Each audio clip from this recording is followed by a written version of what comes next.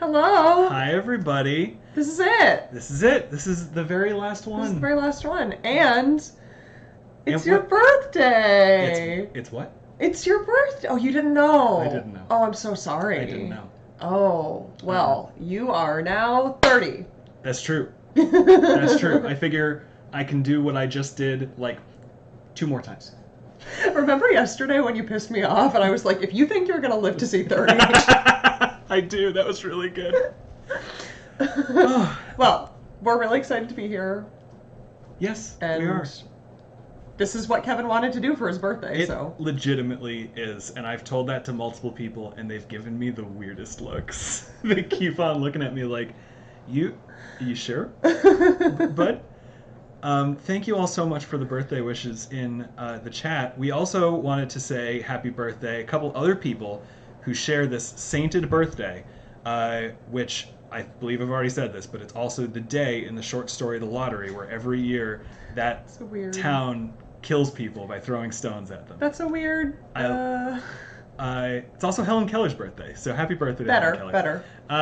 But happy birthday to Vari and Isabel. Yay! I know it's your birthdays. Happy birthday! And if it's anybody else's birthday today, just jump on in. If we see it before the end of the stream, I'll say happy birthday to you too. We'll say happy birthday to whoever. And It's free. And a very merry unbirthday to the rest of you. Before we get into our celebration, which is all about reading the stuff that you all brought in for us, which, by the way, oh my God, there's a lot of it. Yeah, There's so many people submitted, which is so cool. It really, really is. Like that's you have no idea how much that means. That's like all we ever wanted out of this. Yes. You know, that like people are writing stuff. And we'll talk more about that later because So if I cool. talk about it now, I might cry. Cry. I want to see you cry. Do it. Show tears. Cry. I'm not going to do it. But first, we have some causes to talk about. Yes. And if you realize, oh my God, I showed up to Kevin's birthday party and I didn't get him a birthday Oh, present. embarrassing. Super embarrassing. Embarrassing. You could just drop a little donation in there right now and send me the receipt for the donation. And that's the best, that's the only present I want, That's a very good present. to be honest. So, you want to talk about? Yes, we have two organizations that are two fundraisers that we're supporting today. The links for both of them should be in the description. The first one is called Support for Colin Ford Mattis. And I'm just going to read to you from the fundraiser. Objective: to support Colin Mattis and his family, particularly his 3 young foster siblings whose guardianship he took on after his mother passed away from cancer last year. Colin Ford Mattis is a father, a son, a brother, a friend, an advocate, and a dedicated and respected member of our community. On Saturday, May 30th, Colin was arrested and taken into custody, and he is now being charged by the federal government with causing damage by fire to an empty police vehicle. The government's charges would subject Colin to a mandatory minimum sentence of 45 years and up to life in prison. These charges are not a reflection of who Colin is. The narrative told by the government and much of the media has attempted to erase Colin's accomplishments and contributions to the communities of which he is a part. So the idea behind this fundraiser is to help him and his family financially. They have a goal of $350K. They're getting close to it, They are really but could close. really use your help. Mm-hmm. So that's the first one. The second one is support for Uruj Rahman. Uruj is a 31-year-old human rights lawyer and activist who has spent her legal career protecting the rights of refugees around the world and citizens here at home. She is a loving and caring daughter, sister, aunt, friend, and community member. She is a longtime resident of Bay Ridge, Brooklyn, where she lived with both her parents up until her father passed away in 2012. Uruj currently lives with her elderly mother in an apartment, and she is her mother's primary caretaker. Her family, friends, and community are shocked and hurt. Her love and passion for her community are being muddled by misinformation. She spent the last year representing low-income New Yorkers facing eviction. She received both her undergraduate degree and law degree from Fordham University, where she championed and continues to champion civil rights. The events of Saturday, May 30th have flipped her world upside down. Uruj was arrested during the protests in response to the murder of George Floyd. She has since been indicted on 7 counts for causing damage by fire to an abandoned and previously vandalized police vehicle and faces a mandatory minimum sentence of 45 years. She is currently detained at the Metropolitan Detention Center in Brooklyn, New York, a federal prison. She cannot be released until the court rules on the bond appeal. Even after that decision, Uruj has a long road ahead. She has to navigate a complicated legal system. Please help us support Arouge and her family. Your contributions will help Arouge and her family with financial assistance during these trying times. We want her to be treated fairly. We do not want her contributions and dedication to her community to be forgotten.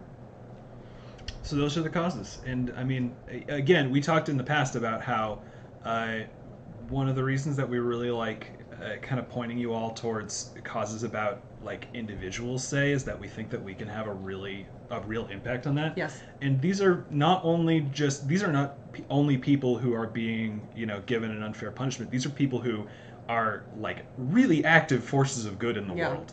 And I think that I think we should support them. It looks like Arouge needs a little bit more help. Yes. A little bit. That is a 200K goal, and they are 73% of the way there. Mm-hmm. So we would be super happy if you donated to either of these fundraisers or both for Kevin's birthday. Whatever you feel you can.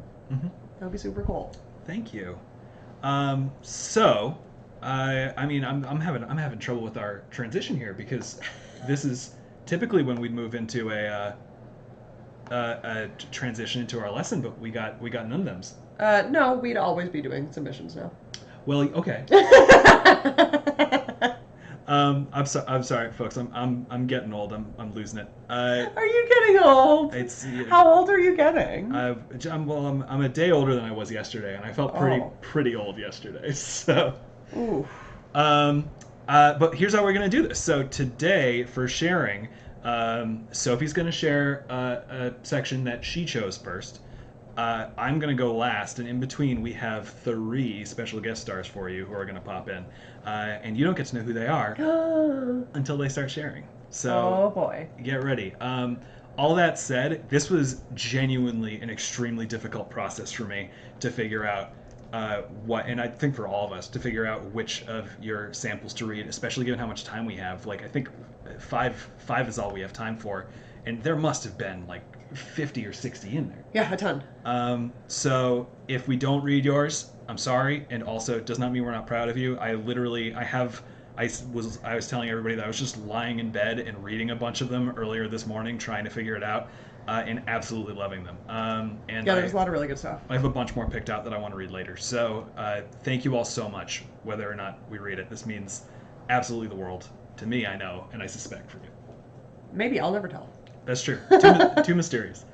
Okay, well, then I will start us off. Today I am reading a submission from Dominic. It is called Ballad to a Rose. Do you ever think of me, I wonder? Your favorite game now tattered and left to rot on the shelf, aged beyond my years. There were days when you loved me loudly, treasured by rough and brutal fingertips that tore at my edges in elated excitement to reveal the secrets of what was inside. I was precious to you, you see. I meant something back then. I remember that you told me you loved me, that this all meant something. The empty promises on the shelves were fresh beginnings. The creeping fogs where I saw only you were a blanket, warm and soothing, my only comfort in this world of gnashing teeth. I had you and your answers. Remember when your friend tore off a piece of me? You defended me, shining so bright when I felt so lost. I always thought I wanted to be just like you, a protector of the innocent, the clover in the daisies. But I didn't understand the fine art of illusions and half-truths back then. I'd only seen your sickening sweetness and been led by a welcoming hand into a new, warm home. I liked running. You ran for freedom, but I ran from the horrors in my dreams. My mind has always been active, filled with gnashing teeth and violent monsters, and I ran from them back then. The screams of prey torn to shreds pounded in my ears. The voices echoed over yours as I ran beyond you and stole your victory in a fluke of focus. I'd never been as good as you. No one has ever been as good as you. Who won? Your friends chanted, rattling the cage of my bones brutally, their teeth so sharp that they might have torn out my throat like the things in my mind. They were bloodthirsty and waiting for the wrong answer, and you were ready to toss me to the dogs. I lied. I lied, and I lied, and I lied, and then I never stopped. I dug myself into a pit full of webs of words and fabrications that I'd suffocated in long before I lost you. my memory filled with sand and ashy photographs, your silver tongue hissing false truths into my ear. The spiders had nowhere to go but down to feast on a putrid carcass, and they all had the same face. Yours. And I saw it on the blank ones in my nightmares, those haunting dolls' faces that rushed towards me, whispering and taunting in the night, blank and expressionless. For you, I lied. When they asked me who won, I told them it was their rose. But when you failed, when you fell and ran from them with your woes, it was me they called on. They forgot roses had thorns. I always crawled back and begged for another thorn in my back, to feel the ice-cold love you offered the holiest of us.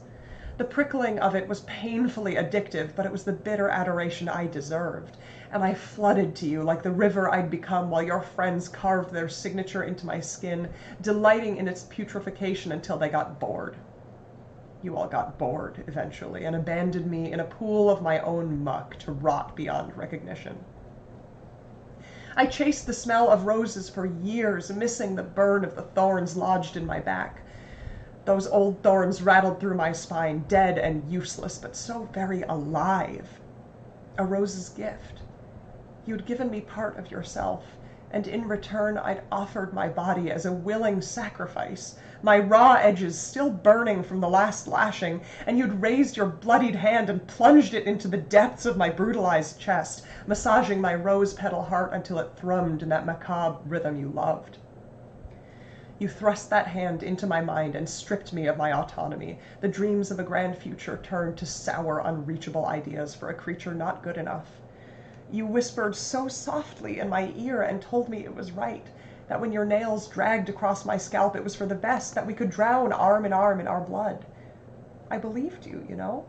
I believed in the sweet copper roses, but when you tilted my head upwards and cradled my open cheek, I saw you were unblemished. You'd never shed a drop, never cried rivers of it while I sat honeycombed in a sea of my own. You drank it down furiously, eyes bulbous and hawkish, fingers cradling me against your chest as you consumed what I gave hungrily, then strung me up and demanded more than I had. Still, I feel the beautiful ache of destruction pulsating through my core, thick like rotten flesh, mutating beyond my control. Is it wrong to miss it? To miss you? It feels like betrayal to admit I wish I could melt in your arms again and feel my spine crushed between your fingertips or the blood on my tongue, but part of me will always be yours. You stole it in the cold and empty dark, marked me and sang false apologies into my tear-stained cheeks when my bones were too brittle for your rough hands. I chased that distilled affection, offering yet another piece of myself just to feel you hold me and call me yours. Do you still think about me, I wonder, or have you forgotten about me and the rivers I cried for you? Have you forgotten what it felt like to brush away my tears with one hand while the other one held me underwater, weighing the price of my conditional existence? I tell myself you must, that you have to remember our bitter love, but I know you aren't haunted by my hands, that you don't feel a vice grip around your wrist at the slightest ghost of fingertips. Your phantom hands plague my mind and dreams, grasping me from twisted hallucinations until I feel the tear of skin again and see your face plastered all over the walls of my hungry home. It's always your eyes watching me. Your face I see when they pull out my flaws and wave them in the unforgiving winds. Your voice is the one I hear when I close my eyes in quiet moments, the one that reminds me I'm alone because I'm a torn mass of failures and thick fog, unreachable and unlovable. And why is it I find myself lying awake and wishing you were here to drag your unforgiving thorns across my back when I fuck up again? Why do I feel your hands around the knife handle when I bleed useless apologies across my bedroom floor? The salted copper stains burned into my eyelids and your voice telling me to go on, do it, until you're all that feels real. God, was it even real? The part of me that's yours is so loud, and it scratches and claws at my eyes until the rotten halls of my home become obtrusive and starved, repulsive hands plucking out my memories and feasting on the doubt you'd cultivated so delicately. If you're truly gone, then why do I feel you burrowed under my skin? my treasured parasite crawling through my bone marrow until I fall to the ground crying in pain. But then I always remember that cold rooms and frigid pain is all I deserve, and sink back into your arms alone on my bed. I think about you and your love, its rose-cheeked passion that massaged my heart, and I ask why, for all your wild love, you never shed a tear when they left me out in the cold, naked and bloodied, or when your family hurled rocks at me and shredded my paper-thin skin against schoolyard gravel for the sake of their amusement. Your laughs are all I hear when I beg on the floor for forgiveness in the face of hateful screams. But for all our love, I can't remember your face. Just a name and a rose and the sound of cracking bones.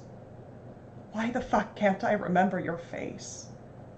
Forgotten for your crimes of passion, for letting me burn on a pyre of truth. Because you were right. No one has ever loved me like you. That's really good.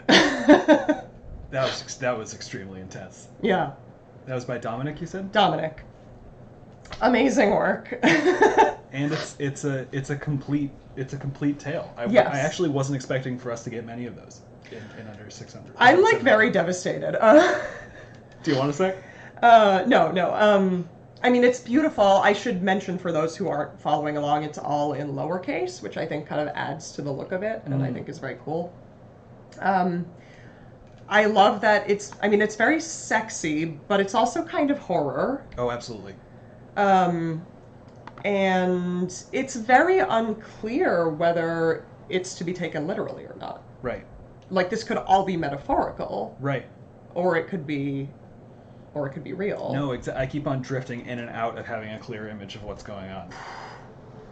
I mean, it's amazing. It's good. It's really poetic. Yeah. Yes, it's like poetry. Yeah, Dominic, really, really fantastic work. Yes, congratulations. It feels like prose poetry, which we have not really talked about. Yes. But that's fantastic. Thank you so much. Yeah, well done. Between share games, I think we wanted to go through some leftover questions that people might have. Yes. So we'll get to our first special guest star in just a moment. But it doesn't feel like commercial breaks. Yeah, that's true. So if you want to get to the fun part, you got to sit here and get educated. What do we want to answer? Okay, here's an interesting one. What about a story makes it tangible for you? Personally, what do you think marks the kind of stories you can touch and feel as if they were real? It's a good question. Yeah.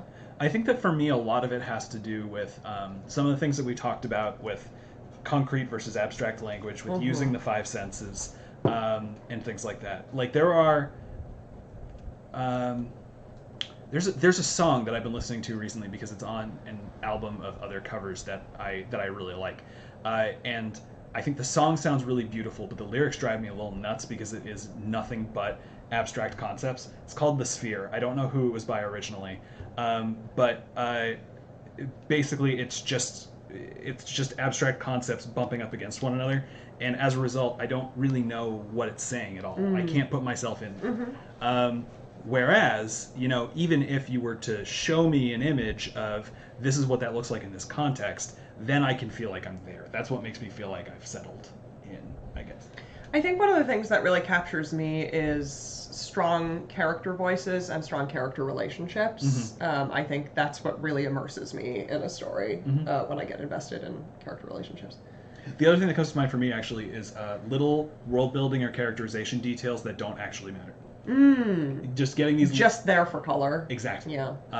Because so much of the world around us just doesn't matter, but we find it very, very interesting, right? Cool.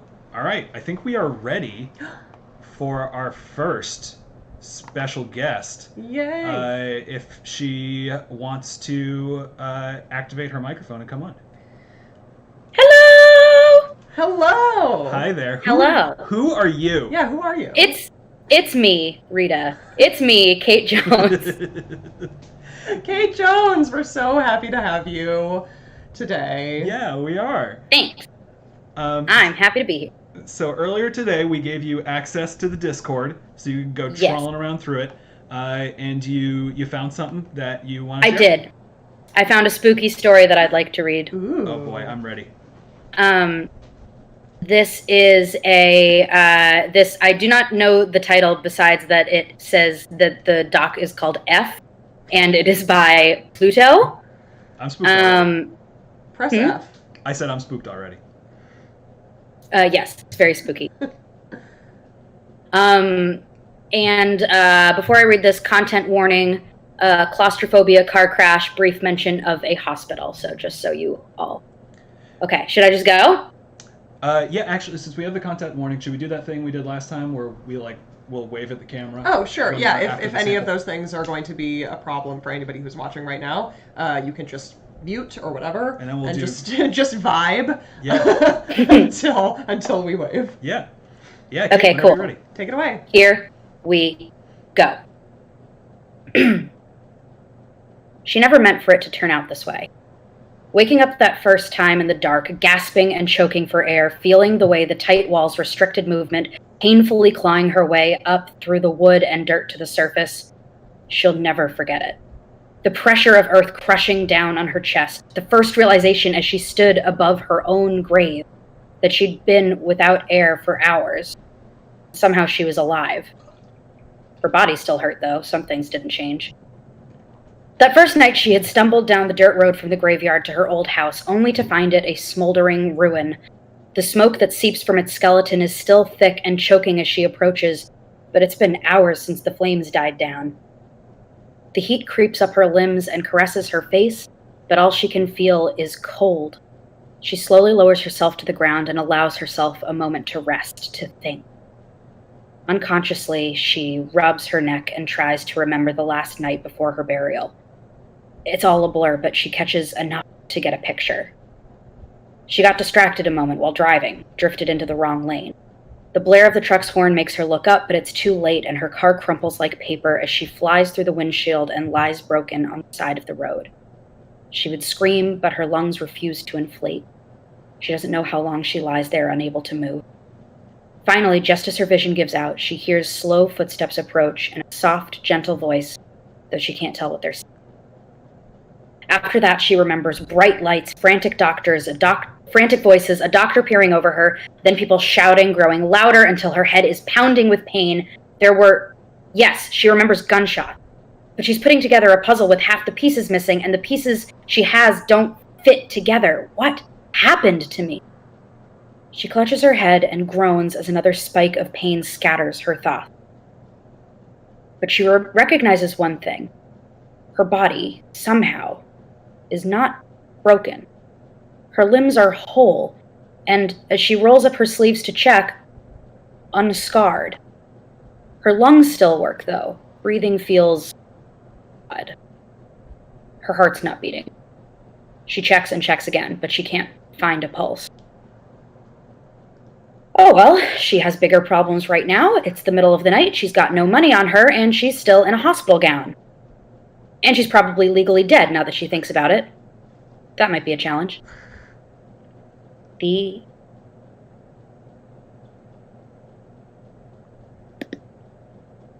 Oh. Kate, That's the end. Oh, okay. We just got you cut off as you said the end, so we only Oh, heard sorry. you. We only heard And we the were like, The so what? end. honestly the cliffhanger of the century. Yes. Oh, I love it. Yeah, that was fantastic. It had a really good It's so voice. spooky!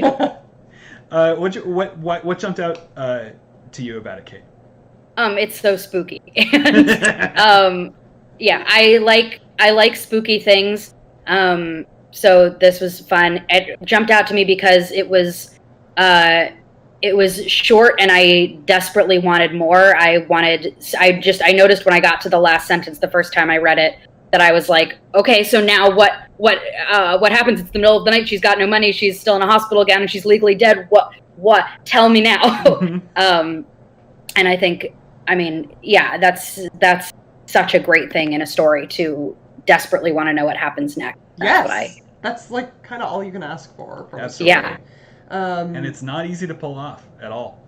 I also think like maybe I just don't know enough zombie stories, but I feel like having the perspective of the zombie is interesting. Yeah, the only other thing I can think of like that are like some very short sections of American Gods. Okay. That's all. I can really think of. Yeah, right. But this was a very different kind of perspective, and I absolutely loved it. Yes, and it's like a very close third. Third person. If that wasn't clear. And it's like kind of funny too. Yeah. Which I like. I really like Kate. Yeah. Who'd you say that was by? Pluto. Pluto. Good job, Pluto.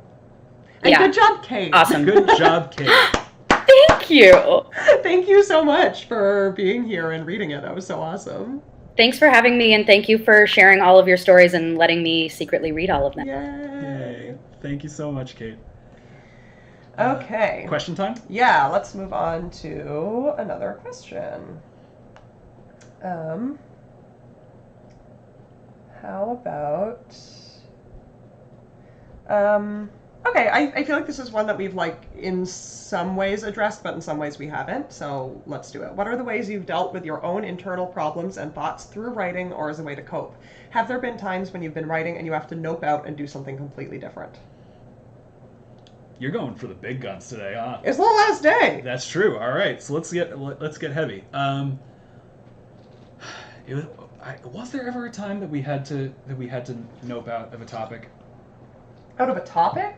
Or like let's say we had a plan for an episode and we decided to ease back because it just hit too hard. No, I don't think we ever have. But I'm also not the one who does the drafting, so I don't know if you've ever been, like... I mean, probably, I think, arguably one of the heaviest is Monster's Reflection. That's true. I don't know, what was that? So I know more about what that was like on the, like, recording. Yeah. And it was very, very tough, Mm-hmm. and really painful for the actors, but I don't actually know as much about what it was like for you to write it. Yeah, I mean, that was something that like I never dealt with with an abusive parent specifically, so it was not something written from my own experience, and so everything that was built out of it was built out of like tangentially related events that I have lived through that I guess are a good example of what we're talking about, because I'd really rather not get into them right now. Sure. But I think that there's a kind of masochism, I think, in writing something that you really want to get strong reactions out of people, because I never took it as I'm so upset I need to walk away. Mm-hmm. It was I'm so upset that means I need to keep going. That means that I'm onto something. Mm-hmm. I think the only thing that we've ever put down on the page and were like actively disgusted by and needed to change was actually in a very silly episode. It was in the earliest drafts of Sportive Nymphs. Oh, yeah. Okay, so Sportive Nymphs was one where we were, like, trying to walk kind of an odd line. And it's possible that not everybody here has listened to that particular one. It's in the second Citadel series. But the whole point, kind of, was misogyny. Yeah. And so we wanted to get that across. And partially in order to, eventually at the end, we have a character come to realize that he's asexual. And in order to do that, like, his brother tries to talk about girls with him. And they engage in what I guess is called locker room talk. And the thing is that even our most tame locker room talk that we could come up with was foul. We were like, we feel so uncomfortable. It made the characters inherently really disgusting and unlikable. Right. So that is part of the reason that, like, the closest that we ever get. We forgot to wait. Oh no, we didn't wait. You can come back. I knew now. we were gonna forget. But that is the reason that ultimately the things that, like, Mark says are completely toothless in that conversation. I like a lady who's like the wind. Right. Right. That's why they're so abstract, and that's why that became kind of a joke. Which we took a cue from Mulan on that, actually. Oh. Yeah, A Girl Worth Fighting For. Yes. Like, almost completely. It's not terribly upsetting. No, it completely avoids talking about what the girls look like. And it's entirely about what they can do, and what they can do and what they want them to do is still messed up, but is less. But it's not as, like, upsetting to hear. Yeah. And I think, like, that's always kind of a funny line to walk, because there are some things that I know on our show we, like, don't hold back from hitting really hard, but there are certain things we are pretty uncomfortable with hitting hard. I think it's that's kind of down to personal taste a little bit. Yeah, I think that it tends to be things that we see that hit us really hard, but we also see are very, very common in media. So it's not like we're taking a stand by doing it. Right. Like locker room talk is in every sitcom of all time. Yeah. And so I think part of the reason that it creeps us out is because it's so common, and yet it is so disturbing. Right. I guess we don't want to participate in harmful trends. Exactly. Yeah. So thank you for the question. Good question. It is time for our next guest star. If she wants to unmute her mic and come join us. Hello. Hi, this is she. Hi. Hi there. Who are you? Hi. This is Melissa DeJesus. Who do you play on our show? I feel like people will be excited to hear that one. I speak the words of a character named Quan Yi. Yay. I'm pretty sure I'm required to say it that way. That's fair. So what a lot of people here might not realize is that Melissa is also one of the two people that I send rough drafts of scripts to. Yeah, she's on our editing team. She's on our editing team. So I thought that this connection makes a lot of sense, right? Because I trust your taste quite a lot, Melissa. So I'm excited to see what you found. And I've worked in publishing for like 10 years, and now I manage a team of writers. So like being creative work is always very exciting to me.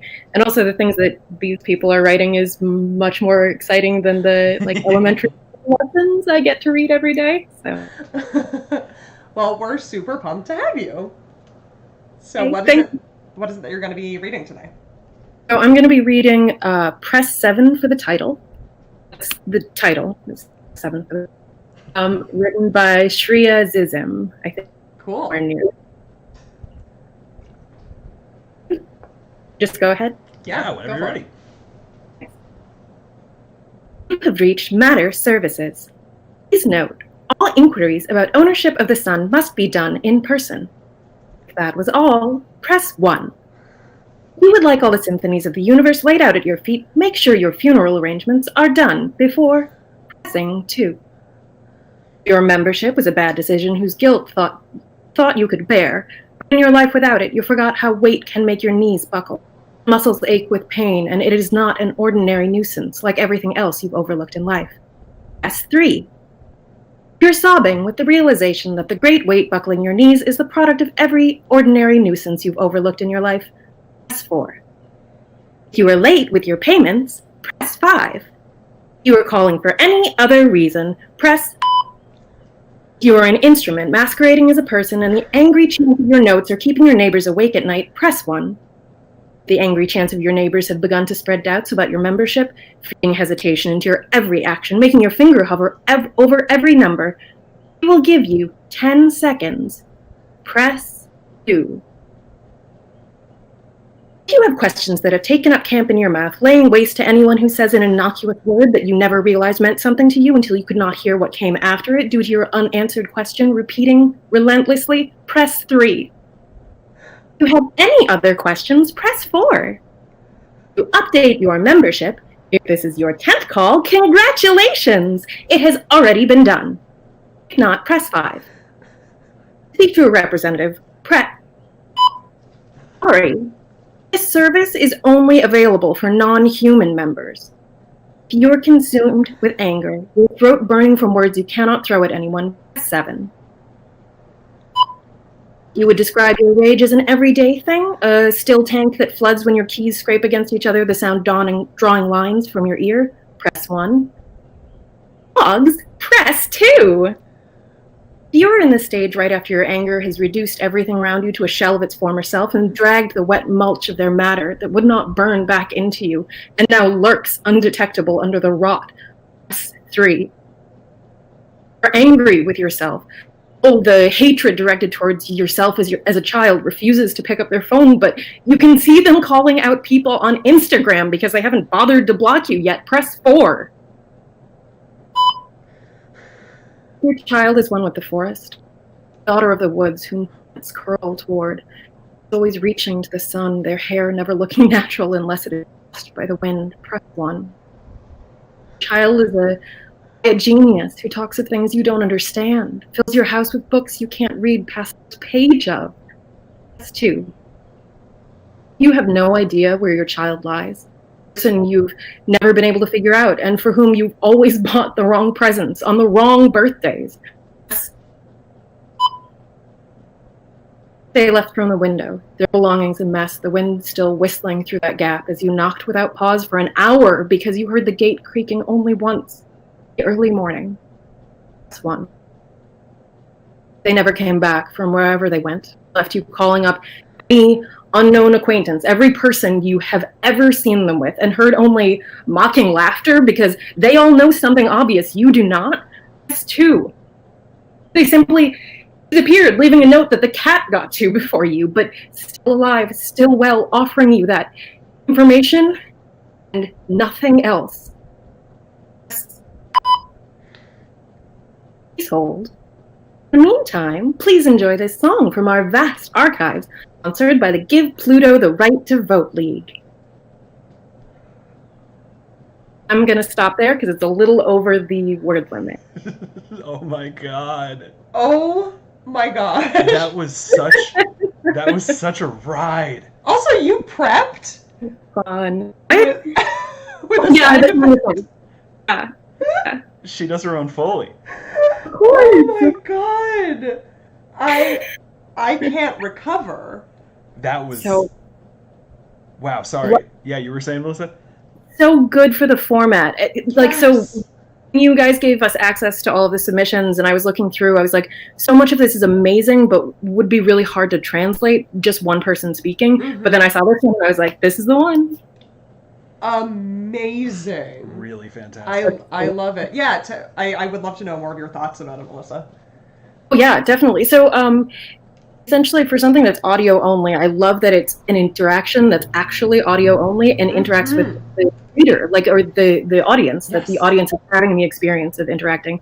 But I usually don't love the you experience when I'm reading, but something where it really keys in for a logical, and then the interactions of the beeping. It's like following the path of the story through the selections that you're ostensibly making. It's just it's conceptual and fun and humorous. It's all the good things. Right. I mean, to your point, one of the things that it does really well with the second person perspective, the you, is that because we can see the decisions that you are making, it becomes pretty clear early on that it's not actually you that we are talking about. And I love when that perspective is used to create a distinct character who you're inherently connected to in that way. If on a Winter's Night a Traveler by Italo Calvino's like that.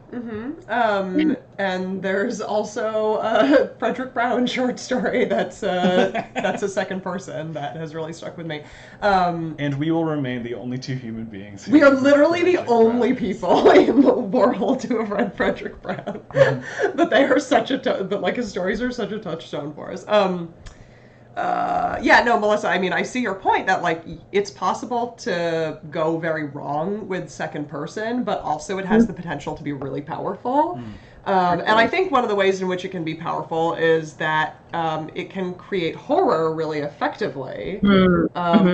Because it begs the question of why does someone know so much about you? And also, suddenly, you're being talked about, and it can be horrifying. And I think that's done really effectively here. It's also super funny. Yeah, wow.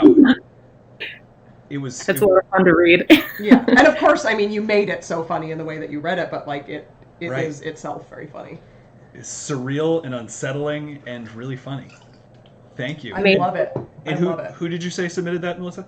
The username is Shriazizim. Great. It's all. And Shriazim's been with us every week, I think. I think so. Yeah. Excellent. We might have read their submissions before, I'm not sure. But great work. This is so awesome. I mean, it was really such a crazy ride. Whew. All right. We have one more special guest star to go, but first we have a question. Yes. Let's take another question.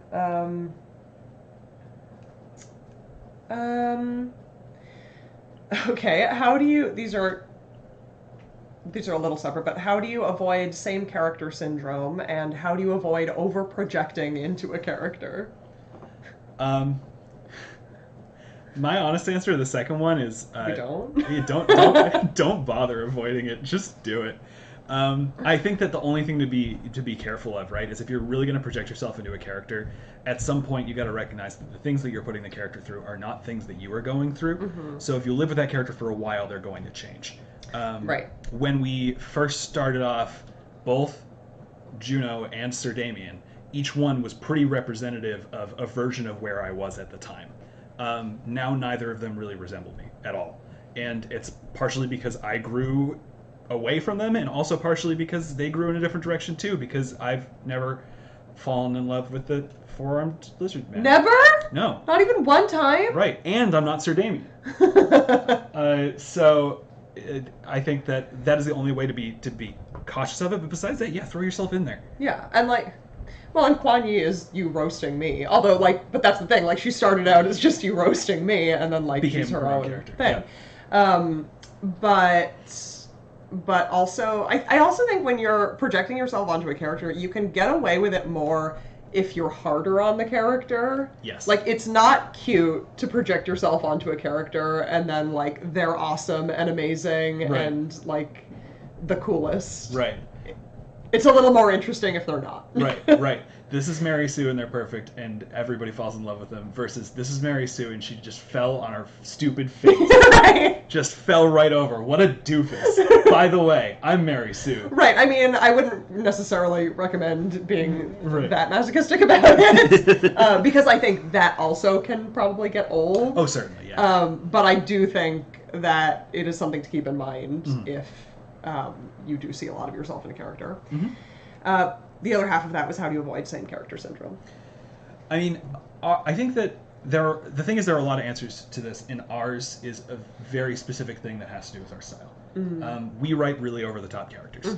We write what we've called sometimes like an audio cartoon. Cartoon, yeah. And so the part of that is because I'm not great at listening to just audio, to be completely honest. And so having characters who sound really distinct, a knight who sounds like we'd expect a knight to sound versus a knight who sounds like a superhero versus a knight that sounds like some dude, and like etc., helps me to differentiate who's who. But depending on the kind of style of what you're writing, that might not work for you. So I think that is a lot of what I consider for our answer. Do you have anything else in mind? I also think that like when there are distinct similarities between them, like then, I mean, depending on where you are in your process, then it's okay to recognize that and acknowledge it. For example, I think that at a certain point in the writing process, it became clear that there were a lot of similarities between Juno and Vespa. Yes. And so then there kind of ended up being an arc about that. Yep. If you can't hide it, feature it. Right, and just like how do people deal with each other when they are very similar in a lot of ways, and then that becomes something you can actually legitimately explore. Right, and you can usually find something even more interesting if you are honest with yourself about that, right? Because we've just done 2 seasons about how Juno doesn't get along with himself super well, so when he meets himself on the road, it's a mess, and it's pretty funny. Gun, knife. The other like super practical small piece of advice that I'll give that just occurred to me is I've heard a lot of writers express this, and it's definitely an anxiety that I had when I was first starting out. If you are writing a situation where like a group of 3 or more characters having a conversation, do not feel the pressure to have them all talk or to have them all talk the same amount. Yeah. That is something that I've heard a lot of people say. But it's like, think about when you hang out with your friends or whatever. Like some people dominate the conversation, and some people are completely quiet until suddenly they have a 45-minute lecture and nobody can shut them up. It's just the rate at which people talk, the amount that they talk, is also an important part of how they talk. So feel it out. If you feel like you go through a whole conversation and one person doesn't say a word, instead of saying that you messed up, ask yourself, what does that say about that person? Yeah. Right? Yeah, I love that. All right. And now it's time for our last special guest. So if he wants to unmute his mic and reveal himself. Hello, hello. Hi there. Hi, who are you? This is Noah Symes. Hi, Noah. Hi, Noah. Hello, hello. I'm so excited to be here. Who do you play on our show? I think they know, but like, could say it. I am the voice of Peter Nureyev and also of Lord Arum. And then back in the day, I did like 7 other voices, but we don't do that anymore. We do not. We try to distinguish characters these days.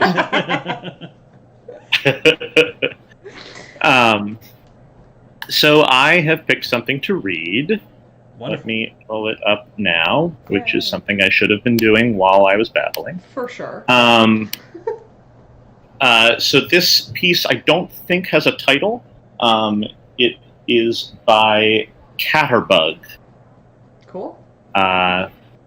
Should I say anything else, or should I get right to it? I think you can get right into it. I think you can jump in. The crowd barely fits inside. All of the people you wish you knew will be there, with more pushing the limit as the first band finishes setting up. There will be moments in the night where breathing is impossible, whether from the pulsing bodies or otherwise. If I were you, I'd take some shelter up on the counter next to the cash register. Maybe there will be some chocolate mint waiting for you under the 20s if you look. There was the first concert I ever went to, but I've heard it's more likely you'll get cookie dough. According to hand-drawn flyers taped to every available surface around town and the outside of the venue, the band playing first is Three Bottle Collision. They're fronted by a short and beautiful woman wearing fishnets atop more fishnets. Her name is Hannah, and I love her.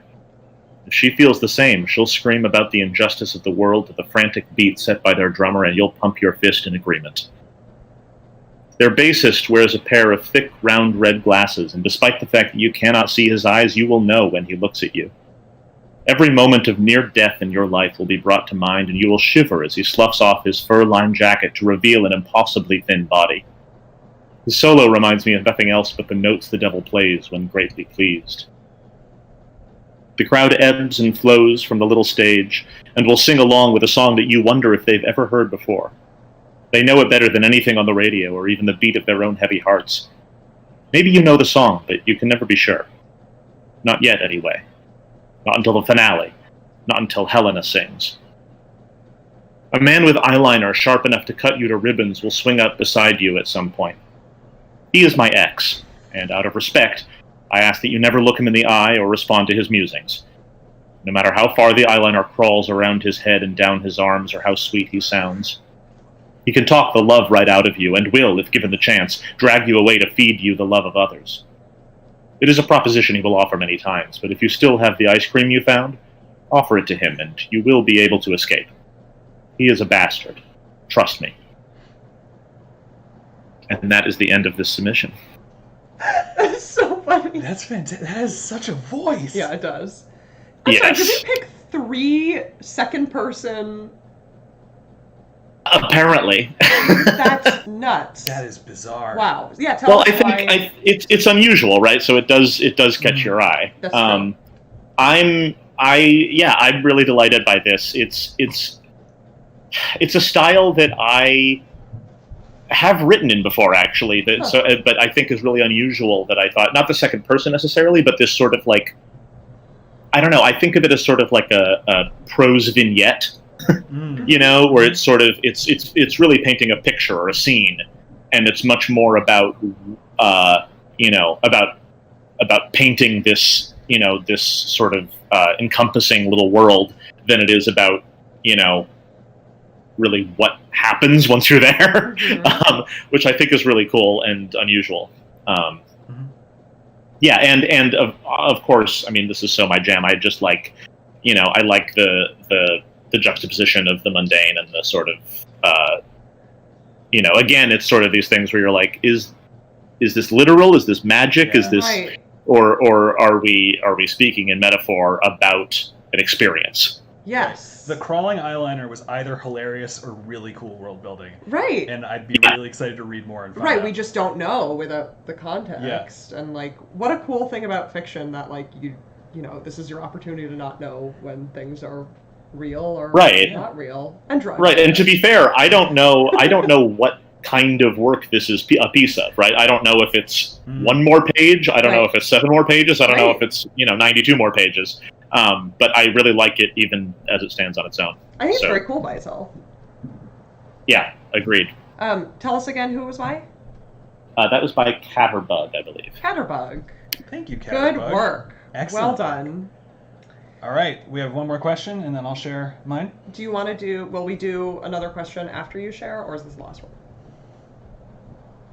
I think this is the last one. I mean, look at the time. Look at the time. Look at the time. No, I think we should finish with a question. I disagree. Finish with the question? Yes. Okay. Because I have a good one to be the last one. Cool. My computer has half an hour battery left. I mean, we can plug it in, right? Yeah, but my charger's in another room, and yeah, I can grab it in a sec. But It's fine. Let's It's do fine. the question. We'll be done before half. Oh my goodness. Oh my goodness. Okay. How about? All right, this is a bit of a long one, but as creatives, we talk a lot about perfectionism and having to accept that your work will have flaws, and that's okay. However, sometimes I struggle with the opposite, as in I know I could do better, but I also know that I can do a mediocre job and it will be good enough. I find knowing that there's no such thing as perfection just gives me a reason to be lazy when I know I can get away with it, knowing the end result will be less than it should be. Any advice on how to break out of this downpour of disappointing cyclical mediocrity? Listen, you're probably harder on yourself than other people would be. Mm-hmm. I mean, like, I have two ends to this answer, and one of them might actually be your answer by itself, just based on the fact that I think most of the people who watch Writing Fiction Across the Void are fans of our show and therefore fans of our writing, right? Sure. Which is what you've just. What if they hate watch it? What if they're trying to figure out what not to do? Wow. Man, if they do, just contact me after, because I'd love to be right for once in my life. So no, but I mean, like, my first reaction to that is, like, I see myself in that 100%. I think that one of my biggest weaknesses as a writer, or the weakness that jumps to mind that I would, like, identify most readily always, is that I get very excited about drafting and not very excited about revision. So I also often feel like it's not perfect, whatever, I'd rather write a new thing instead of making this one as good as possible. And the thing is, that is a different, legitimate kind of writing, is my other end of that answer, right? Like, it is not one that we like to talk about anymore, but there are tons of writers who, like, the only way that they published as many books as they did is because they busted them out real fast, right? Like, what was it? Like, Philip K. Dick published, like, 60 novels, and he had, like, 10 or 20 active years. Yeah, that's too many. Multiple novels a year, and Philip K. Dick had a lot of mental health issues that contributed to that too. But a lot of his books, the ones that aren't bangers, you read them and you're like, yeah, I can tell you didn't edit this, bud. This doesn't hang together in the slightest. But he also wrote, like, a ton of stories that some of the most recognizable, like, movies and TV shows, etc., of our time are based on.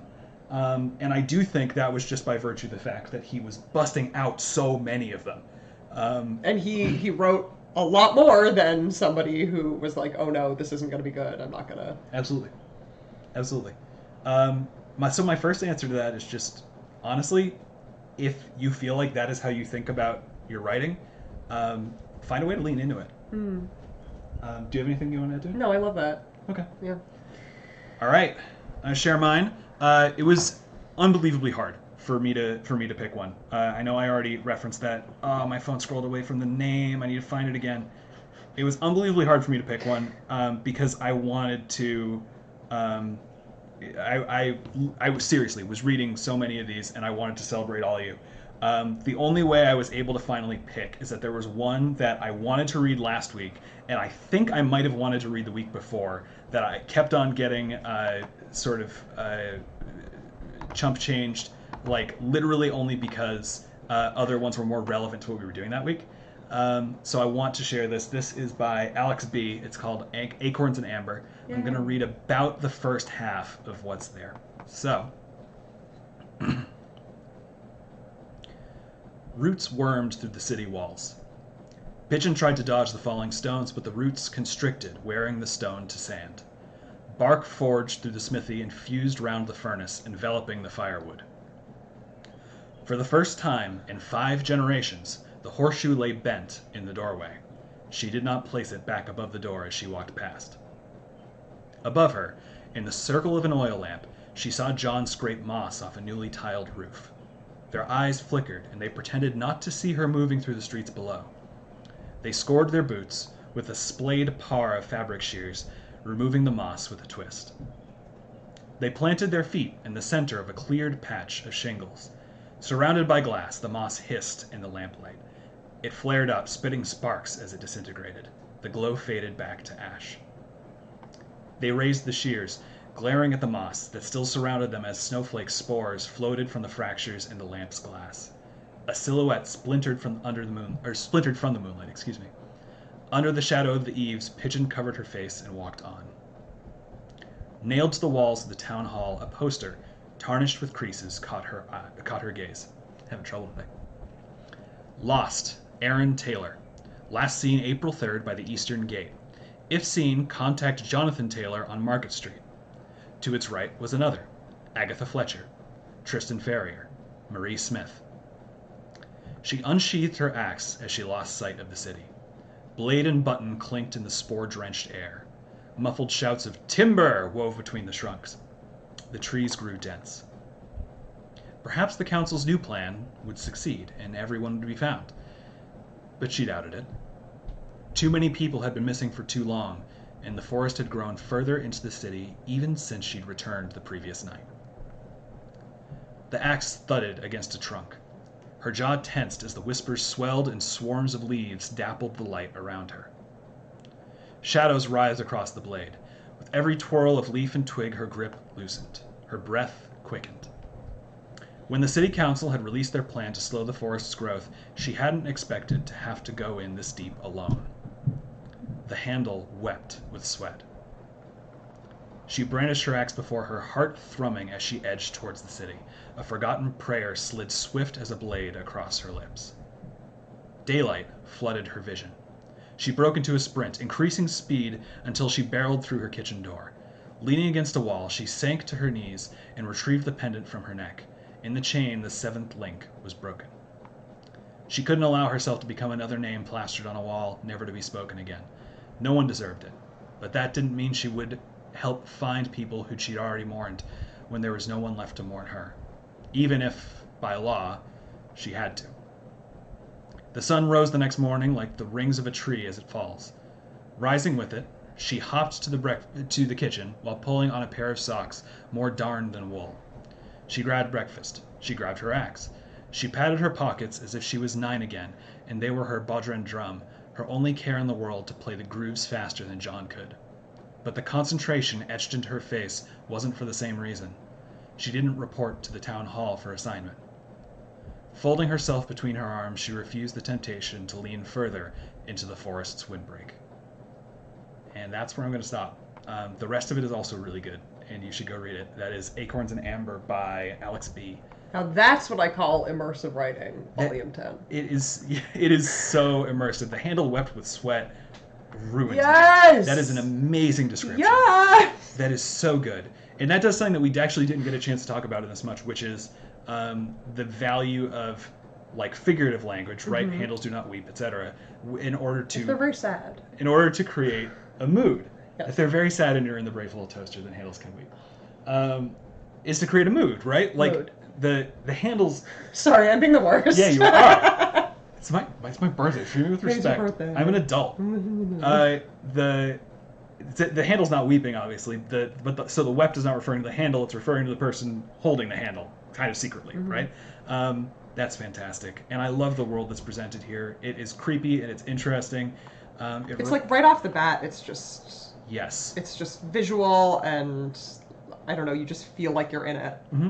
And I've watched this get revised over the last couple of weeks too. Oh, cool. Like the very first sentence is the same, and a lot of the stuff around it has changed, and I think all for the better. I really like the other stuff that was there, but as a beginning, this works way better, I think. That's awesome. It is really, really great. To Alex B., if you've never read anything by Jeff Vandermeer, this reminds me a lot of some of Jeff Vandermeer's stories, so it's probably worth checking his stuff out. Thank you so much. Good work.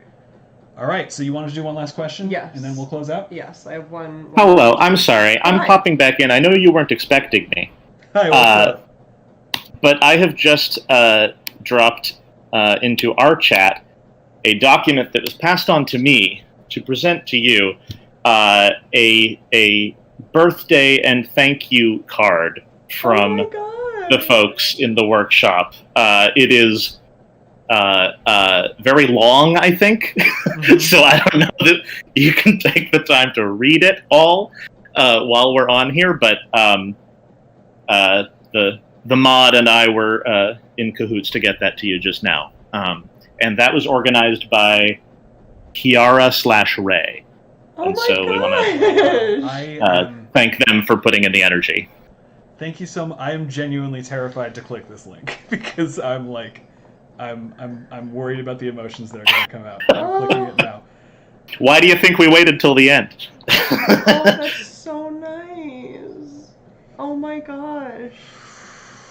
I mean, so that because a lot of people aren't in the Discord. Oh my, there are so many of these. Oh my gosh. The first page appears to be an intro.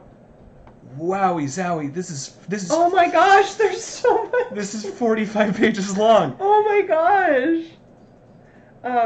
Wow. Oh my, so Thank you. I'm really struggling with the needing to run a show while I'm also having a meltdown experience. Noah, would you mind Just read the intro just for read us? the first page out loud for people who aren't on the Discord and weren't a part of this, just so they get a taste of what we're talking about here? Oh, yes. Thank you. Sure. Let me click that link. Thank you. Oh my god.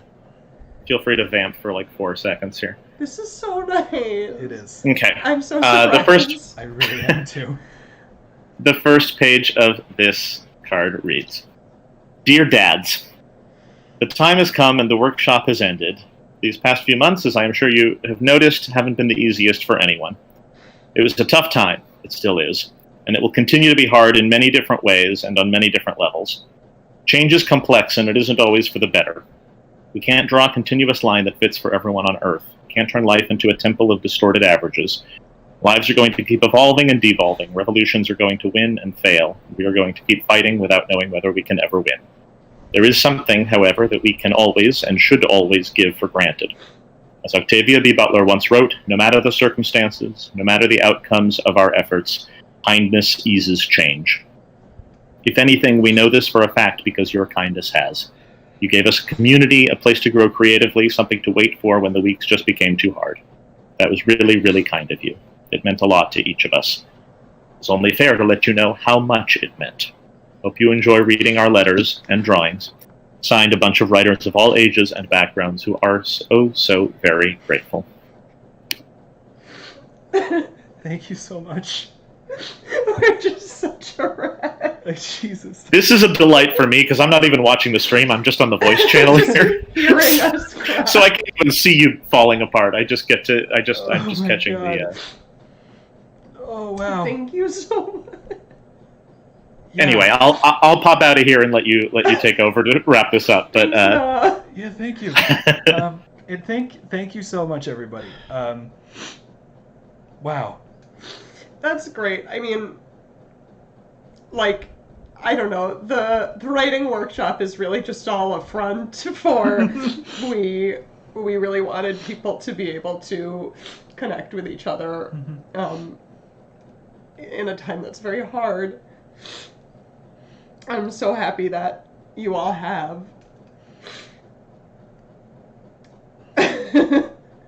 It's something that we haven't said yet, but we've been talking about a lot, is that we do really want to leave the Discord open for you all, so that even if we're not doing this stream every week, the community that you all have made in there has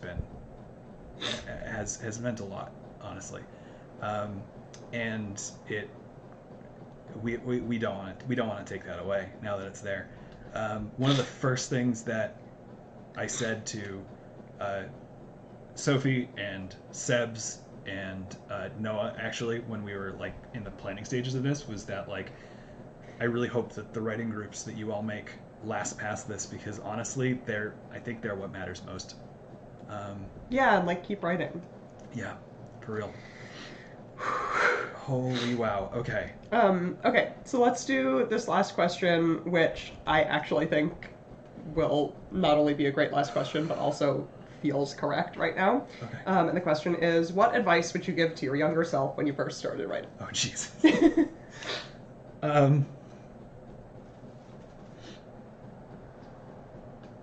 Okay.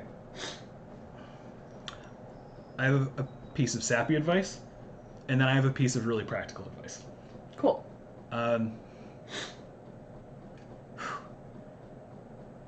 The sappy advice that I'd give him is just to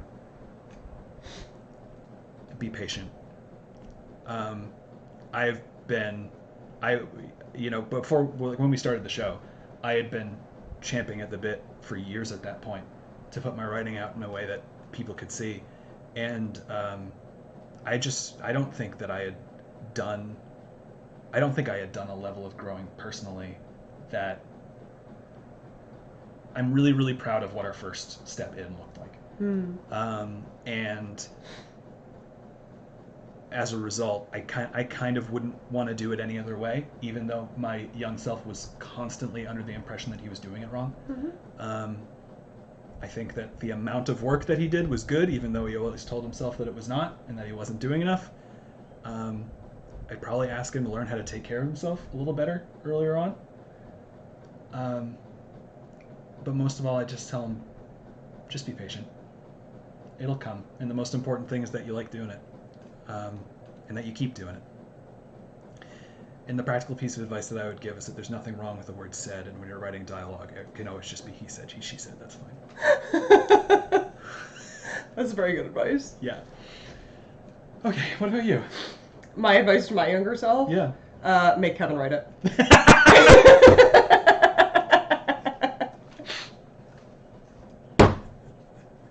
I was trying to get you to work collaboratively with me on something for years before we actually made this, so that's really funny. Oh my god. Okay. Cool. I think that'll take us out. People have asked us, will we do this again? Will we do something else? And we will think on it. I mean, clearly this has meant a lot. It has been a good thing for us. I mean, it's not nothing to do work every week that we don't get paid for. Right. But I'm not saying that to guilt you or anything. Like, we're very grateful actually that you've spent this time with us. But it is hard, so at the very least, we need to take a break from it. Yeah. But I don't think that we're not open to doing something again. Maybe it will not be anything like this, but if you have ideas for something we can offer, feel free to reach out. We might not be able to do that thing, but we'll take a look. Yeah. And yeah, we're leaving the Discord active. I'm sure we'll pop in every now and again. Yeah, and congratulations to you all. So many of you really wrote something and wrote a lot. That's so cool, and you should be so proud of yourselves because we're super proud of you. Really, and I think one thing that you and I talked about a lot more at the very beginning of when we were making our show, and something that's always been very important to me, is that I really wanted to get to a point where the kind of stories that we tell with the totally casual representation that we have that's just packaged inside of a really engaging story, I really wanted to get to the point where that was not remarkable. And it dawned on us, but I guess I'll speak for me. It dawned on me very, very early that we couldn't do that by ourselves. So part of the reason that teaching you all how to put together a story matters so much to me is that it's on you too. We've got to fill the world with the kind of stories that we want to see, and we know that a lot of you respect us for doing it, and hopefully from getting to know us over the last 3 months, 4 months. Oh my god. Yeah, it could be 3 months. Hopefully you're learning that we're just people like you, and you can do it too. And I really, really, really hope you do. And I'm so proud of you for everything that you've done so far. And I'm gonna miss this. Yeah, me too. We're passing you the torch. I mean, we're keeping a torch, but we're also giving you one. Well, the thing about fire is you can we put it on we get one, fire, and you get and you get just as much fire. Yeah. Oh, I'm not giving up any fire at all. Also, we should probably wait to pass the torch until after the quarantine's over. For distancing reasons. But don't worry, we've got a torch here. It won't be lit because that's a fire hazard, but we have a torch here. We should stop talking. I just don't want to go. I know, me neither. Okay. Well, thank you all so much. Yes. Thank you a million times. This has meant the world. And we'll miss you. Keep writing. We'll miss you. Bye. Bye.